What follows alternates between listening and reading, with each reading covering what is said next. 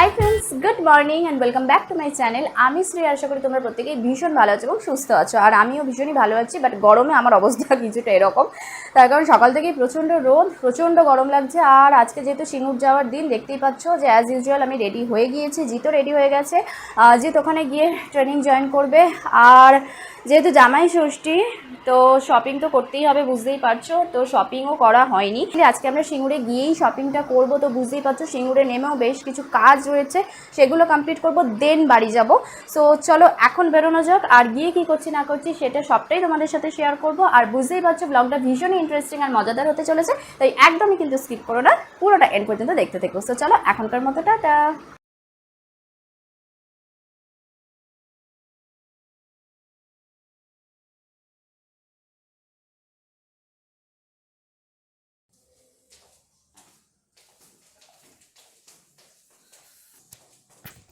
So এই যে দেখতেই পাচ্ছ, বলতে বলতে কিন্তু আমরা বেরিয়েও পড়েছি। আর জিৎ সমস্ত কিছু লকটক করে দিচ্ছে। আর ওই যে বললাম যে গিয়ে আবার শপিং করতে যেতে হবে। অ্যাকচুয়ালি চেষ্টা করেছিলাম আগে করার, বাট টাইম হয়ে ওঠেনি। তার কারণ স্কুল থেকে আসার পর আর ইচ্ছাও করতো না, বা স্কুল থেকে ফেরার পথেও যে করে ফিরবো সেটাও আর ইচ্ছা করতো না।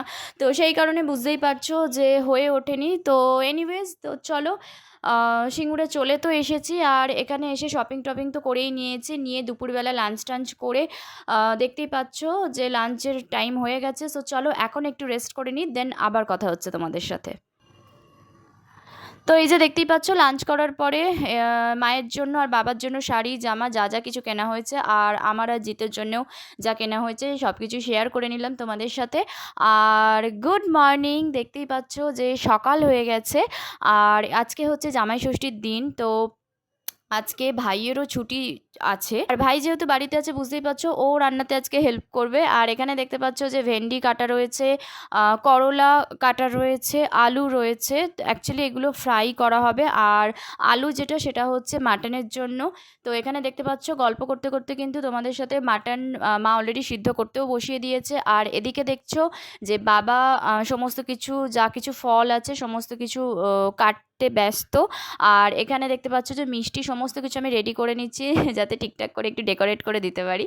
তো এখানে দেখতে পাচ্ছ যে যা যা রিচুয়ালস হয় জামাই ষষ্ঠী স্পেশাল, তো সেগুলোই মা করছে। এখানে প্রদীপ জ্বালিয়ে দেওয়া হয়েছে, সমস্ত রকম মিষ্টি, মানে সকালে ব্রেকফাস্টে যা যা দেওয়া হয়, মুরকি সমস্ত কিছু দিয়ে দেওয়া হয়েছে। তো চলো তোমরা কন্টিনিউ করতে থাকো। আর এই যে দেখতেই পাচ্ছ ফলগুলো কিন্তু আমিই সাজিয়েছি, জানি না কতটা কিভাবে ডেকোরেট করতে পেরেছি। অ্যাকচুয়ালি তাড়াহুড়ো তাড়াহুড়ো করে করেছি, তার কারণ মা প্রচণ্ড তাড়া দিচ্ছিল যে টাইম হয়ে যাচ্ছে, না হলে দুপুরে লাঞ্চের টাইম হয়ে যাবে। তো সেই কারণে আর